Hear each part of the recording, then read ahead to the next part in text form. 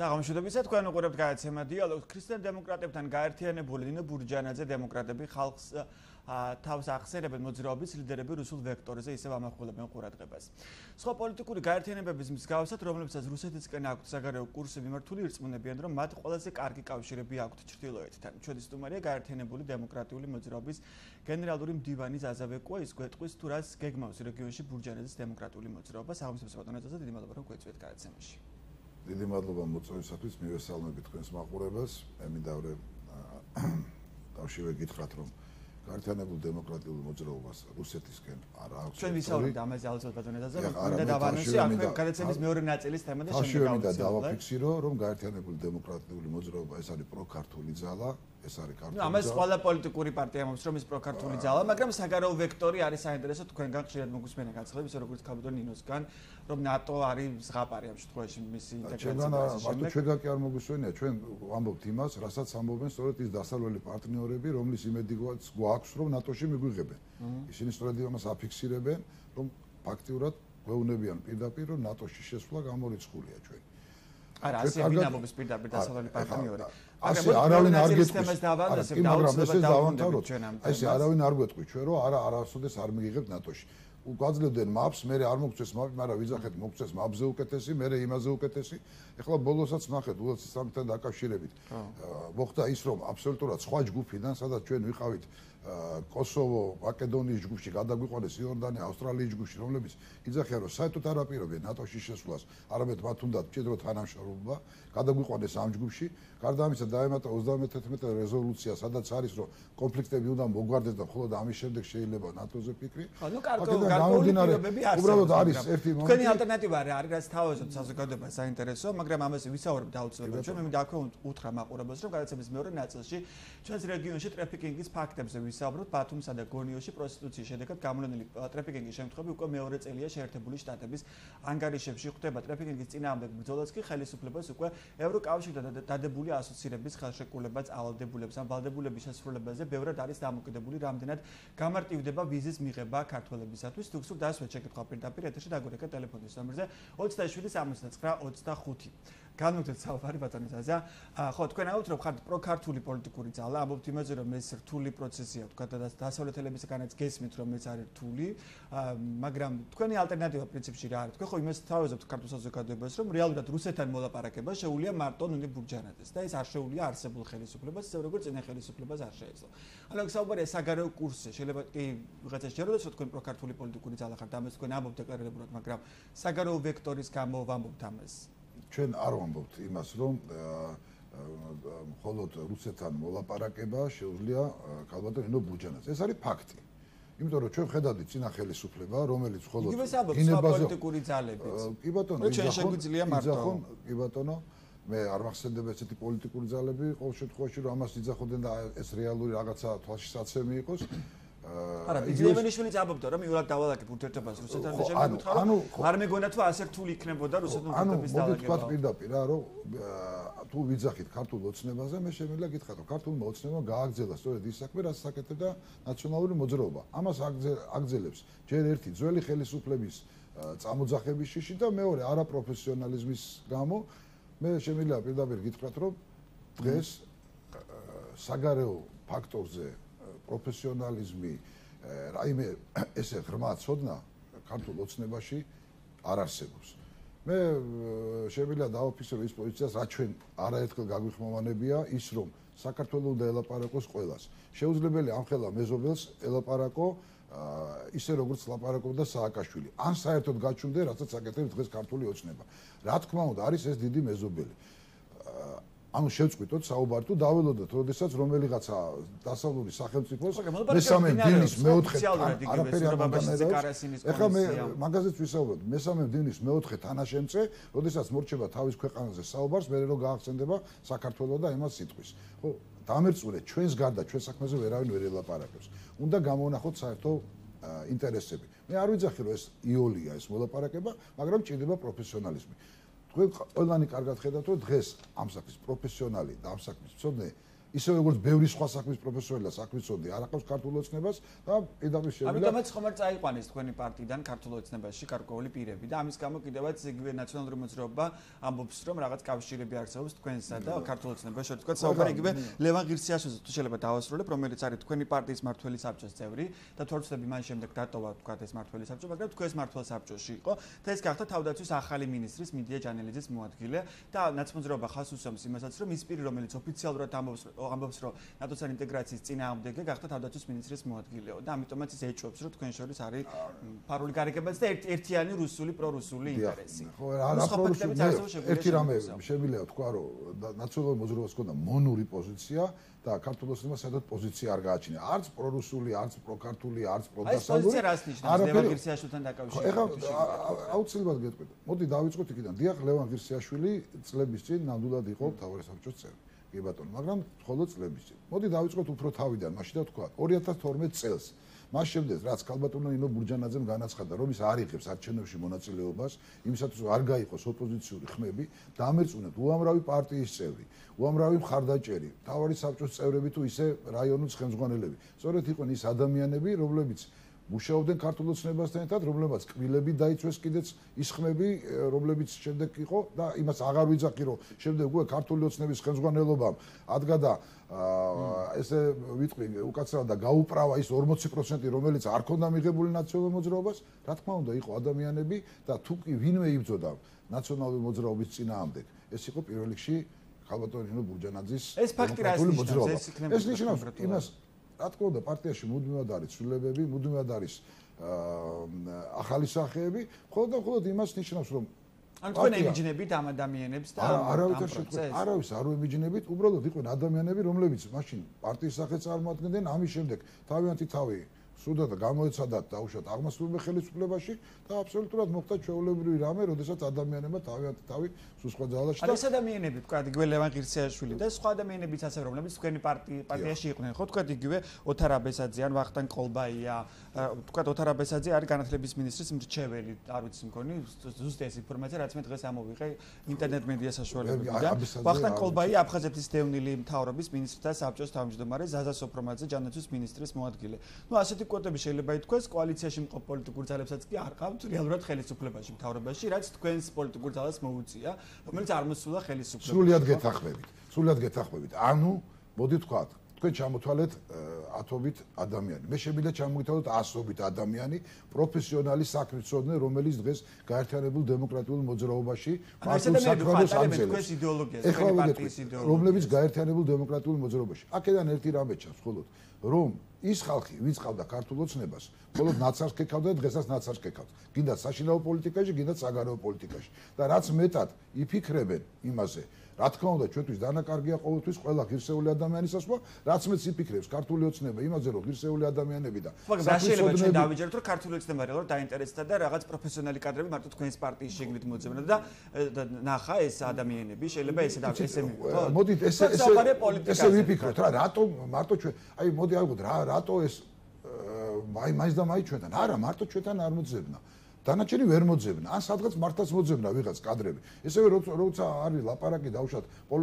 პოლიტპატიმრებზე მაშინ რაღაც ჩვენთან ხო 45-ზე მეტი პოლიტპატიმარი ხო მოდით ავიღოთ ესე რა არა მე მოდით ცოტა უფრო გლობალურად მივიდეთ პოლიტიკური თანამდებობაა ხო იქ თავდაცვის მინისტრის მოადგილე და პირი რომელიც წინააღმდეგია მათი საკითხავია რა უნდათ მე ვერ გეტყვით რას ფიქრობთ ვიმთხოვ ამ შემთხვევაში ქართული ოცნების საგარეო ვექტორი თქვენი პოლიტიკური პარტიის საგარეო ვექტორს ვექტორი არ გააჩნია ქართულ ოცნებას თორე ვიტყოდი რომ ეთხოვა ან არ ეთხოვა ვერ გეუბნებთ არა აქვს ვექტორი ვექტორი საერთოდ არ გააჩნია მე გეტყვით ერთ რამეს რომ ამ შემთხვევაში გლისაშვილის შემთხვევაში მეუბნებით და მე მხოლოდ და მხოლოდ პატრიოტიზმით შემიძლია მოვხსენო არა გითხრათ მე არ ვიცი დღეს რას ფიქრობს გლისაშვილი მაგრამ გეტყვით რომ პარტიას თავისი კურსისთვის თავისი მოსაზრებისთვის თავისი ხედვისთვის არ გადაუხედავს ის ფიქრობს ისე როგორც ფიქრობს დანარჩენი ეხა ჩვენი კადრები იყო დანარჩენი უკვე ხელისუფლება მიკითხოს რას და როგორ ფიქრობენ ის კადრები რომლებიც მათ ვიყავთ ხელისუფლებაში ხო მაგრამ თქვენ როგორ ფიქრობთ აი ეს მოსაზრება საინტერესოა ხო ის აიყვანეს იმის გამო რომ არის პროფესიონალი გველევა ღირსიაშვილი თუ ის აიყვანეს იმის გამო რომ პროფესიონალიც არის მაგრამ პლუს ამას ის არის თქვა იგივე ნატოსთან ინტეგრაციის წინააღმდეგი და უნდათ ამით უკვე პოლიტიკური რაღაც ხაზგასმა და ერთგვარად ეს უკვე მათი პოლიტიკის ნაწილია როცა მას ნიშნავს მოდით ნატოსთან აი მე შემიძლია გითხრათ უფრო ფიქრობ რომ წაიყვანეს როგორც პროფესიონალი. აი ზუსტად ვიტყვი ორ სიტყვაში რომ რამდენიმე დღის წინ ქალბატონმა ნინო ბურჯანაძემ გააკეთა განცხადება საქმე ეხებოდა გასადეს, ბუნებრივი რაიონის გასადეს, რომელიც ეგრეთ წოდებულ სამხრეთ ნაკადს. ყველას კარგად მოგეხსენებათ, რომ ჩრდილოეთი ნაკადი მოდის, რომელიც დასავლეთ ევროპის ქვეყნებში გადის, ხოლო აღმოსავლეთ ევროპის ქვეყნებში უნდა შევიდეს ამ სამხრეთ ნაკადი. ეს არის საერთაშორისო მსოფლიო დონის პროექტი და მას შემდეგ რაც ბულგარეთმა, რომელსაც ჰქონდა ამის საშუალება, იმიტომ რომ ის ევროკავშირის წევრია და განაცხადა თავიდან უარ, თუმცა დღეს ისევ მისტირის და უკვე საუბარი აქვს იმაზე, რომ ხوار დააბრუნოს ეს პროექტი, განაცხადა უარ იმაზე, რომ მის ტერიტორიაზე გასულიყო ეს გასადენი, რითაც მან დაკარგა წელიწადში 400 მილიონი ევრო და მას შეუძლია თავის თავს მიწეს იმის უფლება, იმიტომ რომ ევროკავშირის წევრია, ან ევროკავშირს ჰქონდა მეტი უფლება, რომ მისთვის ეს მოეთხოვა. ამის შემდეგ ხდება ის. მაგრამ არჩევანი გააკეთა, ხო? დიახ, კი ბატონო, მე აბსოლუტურად თავიანთი გადასაწყვეტი. ამის შემდეგ ხდება მიმდინარეობს ძალიან დიდი გლობალური პროცესი, როდესაც ერდოგანი და პუტინი ხვდებიან ერთმანეთს და იღებენ გადაწყვეტილებას, რომ გასადენი გავიდეს რუსეთიდან პირდაპირ თურქეთში. ხოლო შემდეგ თურქეთს საბერძნეთის საზღვარზე მოხდეს ამის განშტოება. ანუ მიდის უზარმაზარი პროექტი, რომელიც ფაქტურად ჩაირთრევს მთელს ევროპას და არა მარტო.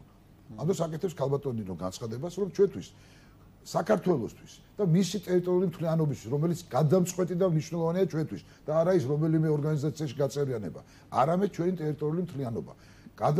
არის ერთ-ერთი უმნიშვნელოვანესი თუ ერთადერთი არა ფაქტორი, რომ ჩვენ ხო არსებობს პრეზიდენტად რუსეთის სწორედ იმის ეხლა ვეკეთვით, არავითარი კურსად ჩავერთოთ ამ გასაძიესი არ არის რუსეთში. ეხლა ვიტყვი დავამთავროთ წელადება. ჩავერთოთ ამ გასადენის პროექტში. შევთავაზოთ, რომ ეს ამან გაეროს საქართველოს ტერიტორიაზე. თქვენ მეუბნებით კურსზე. მე გეუბნებით რუსეთსა და თურქეთს შორის. თურქეთი, რომელიც ნატოს წევრი ქვეყანაა და ევროკავშირში უნდა შევიდეს. მაგრამ რუსეთს ხო იზოლაციას უქმნიან ამით, ხო? ევროკავშირში. როგორ უქმნიან თუ თურქეთში გავიდა ეს მილი? ხო, მაგრამ როგორ უქმნიან? თქვენ გონიათ რომ ის აღმოსავლეთ ევროპის ქვეყნების კიდე ესე მშვიდად შეხვდებიან თუ დასავლეთ ევროპის ქვეყნებს გაზი ექნება და აღმოსავლეთ ევროპის ქვეყნებში თურქეთის საბერძნეთის საზღვარზე მისული გაზი აღარსად არ წავა? ხო, მაგრამ რუსეთს ხო ამის გამოსახელება სანამ იყო იზოლაცია, სანამ იყო ის რომ დაუშვათ თურქეთი არ იყო ამ თემაში ჩამული, ეს ჩვენთვის გეოპოლიტიკურად ძალიან მძიმე პროცესი იქნება. როდესაც თურქეთის და რუსეთის ინტერესები დაემთხვევა ერთმანეთს და ეს იქნება დიდი ხარიცით რა იქნება და იქნება თუ არა ეს ასე. თუ არ იქნება, ხო? მოდი ესე ვთქვათ. ამ შემთხვევაში მე არ იქნება მე იტყვით რომ არ გეგონა თუ ასე იქნება და როგორც ბიზნესმენი შუნა თქვა როცა არა, სხვა რამეს ვიძახით, არა, აბსოლუტურად სხვა რამეს ვიძახით ჩვენ. ჩვენ ვიძახით ერთ რამეს რომ არის პროექტი, სადაც რუსეთ-თურქეთმა დაიწყეს მოლაპარაკება და ხელის მოწერა. ჩავერთოთ და დავაინტერესოთ. იმის მაგივრად, რომ ქართული პოლიტიკური სპექტრი, საერთოდ ტელევიზიები ხო საერთოდ იგნორს აკეთებენ ამ თემას დაკავშირებით, იგივე არასამთავრობოები, იგივე ყოფილი თუ ახალი ხელისუფლების წარმომადგენლები. უბრალოდ შეფასებასაც ვერ აკეთებენ. ან ვერ ხვდებიან რაზეა საუბარი, ან თავიანთ ფარველებს და ჯერ არა უღიათ დებართვა, რაზე ილაპარაკონ. ერთი წამით აი ძალიან გთხოვთ დავამთავრებ ამ თემას. აქ საუბარი არის იმაზე, რომ შენ ჩაერთო ამ მოლაპარაკების პროცესში. ნახო საერთო ინტერესი იმისათვის, რომ ამ უზარმაზრებელ პროექტს შენ ქვეყანაზე გაიაროს. ეხლა შეუძლებელია ეს არ გინდოს. ავიღოთ რომ დაუშვათ არიან კი ბატონო ბოლომდე იმ ევროპას მაინც ელაპარაკეთ. თქვენ ნახეთ რომ ყველაფერი მივეცეთ. ეხლა მოლდოვეთმა მიიღო სავიზო რეჟიმი და აღარ ვიძახი იმ ეკონომიკურ ხელშეკრულებას ევროკავშირთან, რომელიც ჩვენი უკრაინის და მოლდოვეთის აბსოლუტურად განსხვავებულია.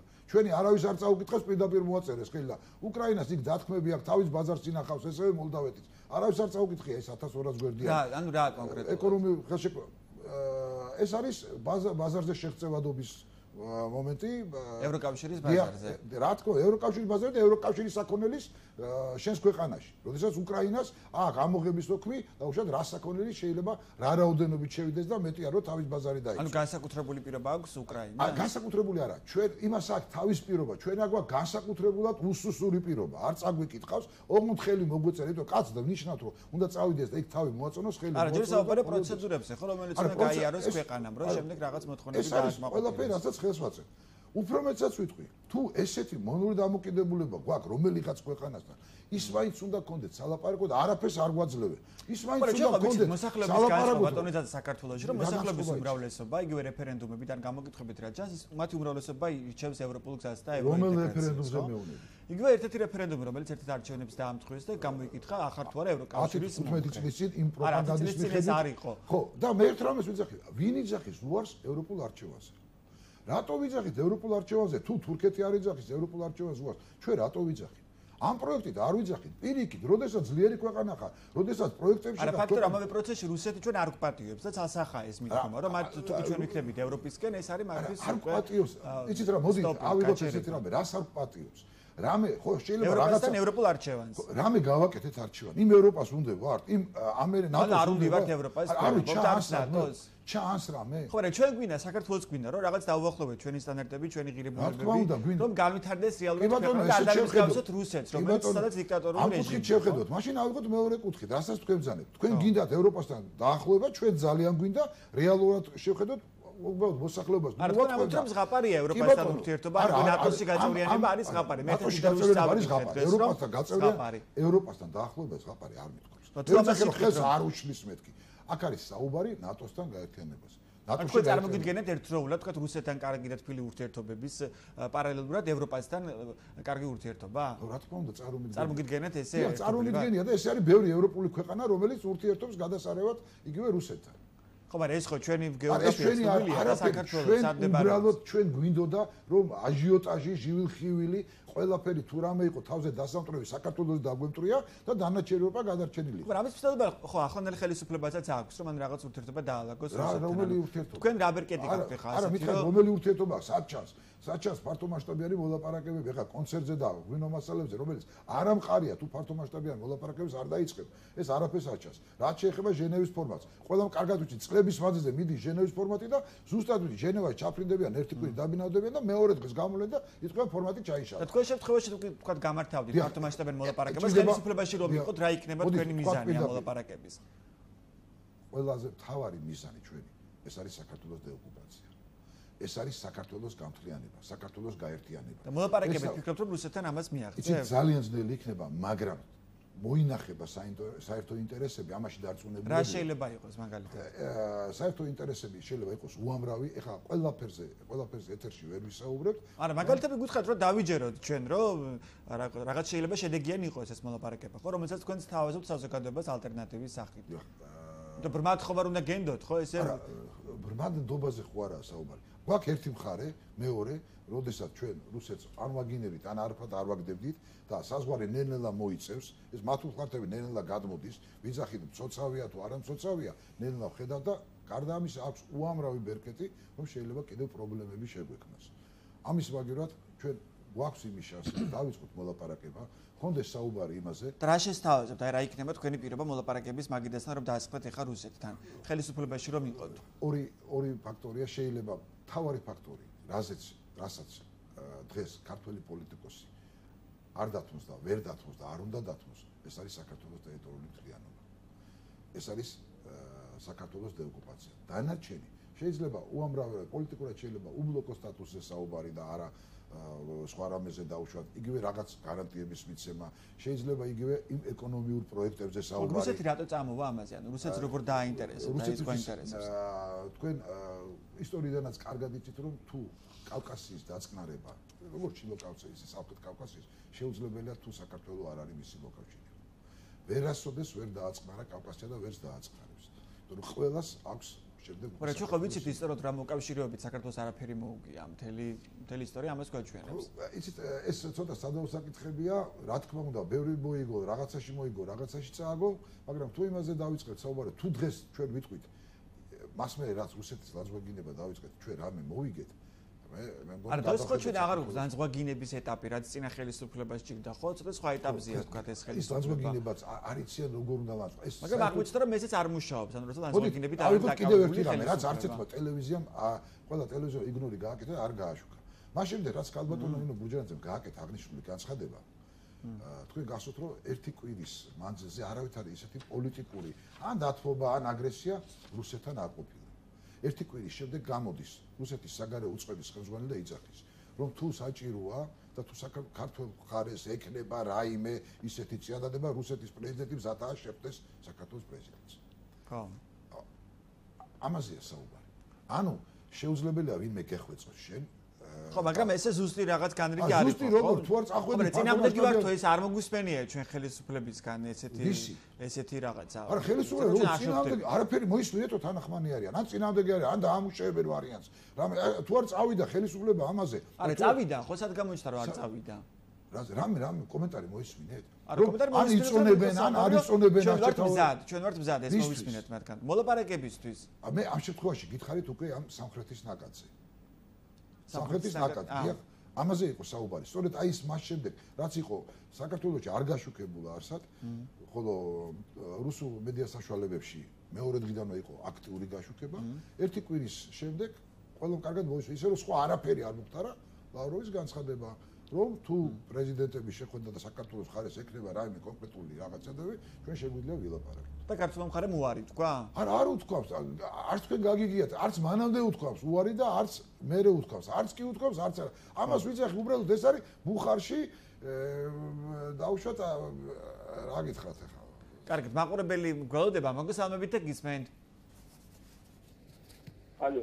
გისმენთ. ამაგავშიეთ. დიახ, პირდაპირ ეთერში ხართ, გისმენთ. რა მინდა ვთქვა იცი? ხო. დემგოლი ვერასოდეს ვერ ეშავა საქართველოს ერთ ევროკავშირში, ერთ ნატოში.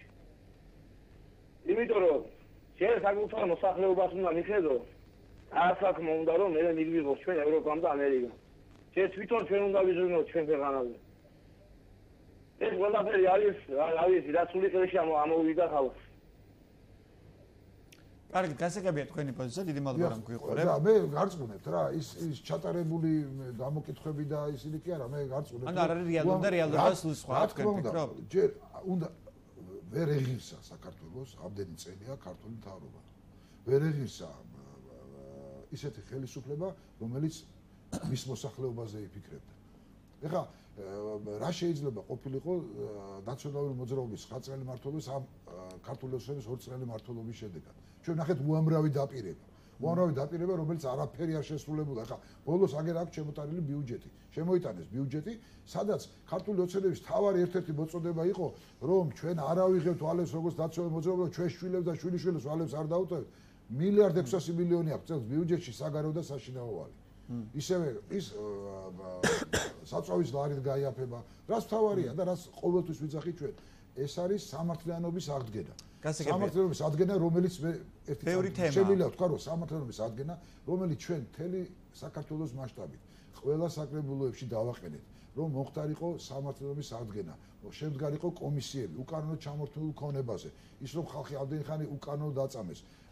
200-ზე მეტი პოლიტპატიმარია და დასჯილი არ არის ფაქტიურად არავინ. აი ეს ადამიანდა გამოვეხმაუროთ. ბოლოს მინდა გითხრათ, ხო რეგიონში სტუმრობის ვიზიტის მიზანი რა არის? აპირებთ რა რეგიონში თქვათ გააქტიურება ეს თქვენი პოლიტიკური ძალის? აუცილებლად სწორედ ჩვენ ახლა გვექნება რეგიონში შეხვედრა ყველა რაიონის პარტიულ აქტივთან, მათ ხელმძღვანელობასთან. ჩვენ შემიძლია გითხრათ, რომ უკვე წინა საარჩევნო რეჟიმში ვართ გადასულები. უკვე იწყებ წინა საარჩევნო სამსახური. თავის საბჭოს წევრები გასულები არიან სხვადასხვა რეგიონებში. დიახ, მოგეხსენებათ, ეხლა ყოველ შემთხვევაში ამასაც ვერ ხვდებიან, რომ დაუშვათ უკვე ეკონომიური კრიზისი და პოლიტიკური კრიზისზე გადავიდა, სადაც კრიზისია ქვეყანაში. ქვეყანა აი დუნედ მიდის, მიგორავს და როდის რა სად გადაეჩეხება, არავინ არ იცის და ცხადია ესე დიდხანს ვერ გაგრძელდება. ფიქრობთ, რომ არჩევნები რო ჩატარდეს, თქვენს პოლიტიკურ ძალას აქვს იმის შანსი, რომ მოვიდეს ხელისუფლებაში. იმიტომ რომ წინა არჩევნებს თუ დავაკვირდებით, უკვე ბათუმში 7%-ია იყო პროპორციული ზით თქვენმა პოლიტიკურმა ძალამ. დიახ, მე შემიძლია გითხრათ, რომ ჩვენ ნამდვილად გვაქვს იმის იმედი, რომ შემდეგი არჩევნები დამთავრდება დემოკრატიული მოძრაობის გამარჯვებით. თუმცა ერთი რამე მინდა გითხრათ, რომ ვერ იქნება შემდეგი მთავრობა, ალბათ იქნება აუცილებლად კოალიციური, დარწმუნებული ვარ, რომ ვერც ერთი პოლიტიკური ძალა 50%-ს ვერ აიღებს, თუ არ იქნა დიდი გაყალბება და ამ გაყალბებას ნამდვილად არ დაუშვებდა, ნამდვილად ყველა ზომებს მიმართავთ, ისე შემიძლია გითხრათ და ნამდვილად მინდა რომ ჩვენი მხარდაჭერები დავაიმედო, და თქვენ ლიდერები რეგიონში რატომ არ აქტიურობთ? ეს გითხრათ ბოლოსში, იმიტომ რომ არჩევნებს ხო ვერ მოიგებს მარტო ნინო ბურჯანაძე ან თქვენ კონკრეტულ ლიდერები ხომ და მოიგონ ლიდერებმა ვინც არიან რეგიონებში. ეს ლიდერები რატომ არ აქტიურობენ რეგიონებში და უნდა ველოდოთ თუ არა მათ გააქტიურებას. ლიდერები ყველგან აქტიურობენ. ნუ აჭარაში ვერ ვხედავთ მაგითაც ამ აქტიურობას. ბიუჯეტთან მიმართებაშია, საკრებულოებში მიმართებაშია, ყოველ შემთხვევაში ეხლა გადავდივართ ჩვენ აქამდე იყო პარტიული სტრუქტურების დახვეწის სტადია, ეხლა გადავდივართ აქტიურ პოლიტიკურ გამოჩნდება ჩვენ დავაკვირდებით აუცილებლად ამ პროცესს და დიდი სიამოვნებით მოგისმენთ სხვა ეთერებში. დიდი მადლობა რომ იყავით ჩვენი გადაცემის სტუმარი. დიდი მადლობა. ნახვამდის. ნახვამდის. ჩვენი სტუმარი იყო გაერთიანებული დემოკრატიული მოძრაობის გენერალური მდივანი ზაზა ბეკვა.